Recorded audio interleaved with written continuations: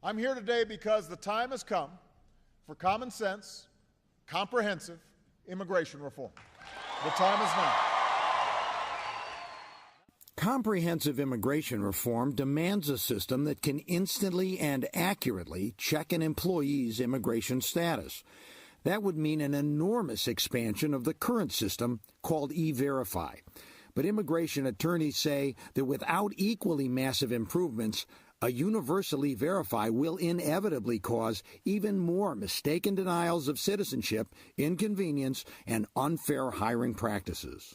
We want to see that the government has committed sufficient resources to the program to ensure that there are no delays or no breakdowns, because it's going to be used on a much broader capacity. Chicago attorney Marquetta Lint is one of the country's leading authorities on immigration and employer enforcement. She says that though the E-Verify system is improving, it can miss employers who misuse the system for pre-screening or selective verification. Delays and sometimes stops the hire of qualified employees whose names are recorded differently on official documents, and often cannot flag identity thieves who use stolen but real Social Security numbers.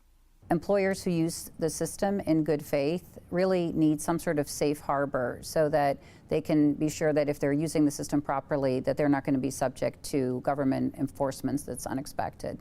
An expanded E-Verify not only could create issues for employers, but mandating it nationwide in just a few years also brings up some serious concerns for employees. I think E-Verify cannot be fixed in that time, and I don't think it can ever be a viable system for immigration enforcement. Attorney Chris Williams is the founder of Chicago's Working Hands Legal Clinic, a nonprofit that assists low-wage and often immigrant workers. Employers will make mistakes in how they use the system. The system is flawed. It's premised on accessing the Social Security Administration's database, accessing Homeland Security's database. And the problem is, if there's a saying, garbage in, garbage out. If an employer participates in E-Verify, employees have a right to be informed that an employer uses E-Verify, contest an E-Verify notice of tentative non-confirmation, or TNC, and take up to 8 workdays to complete a TNC challenge.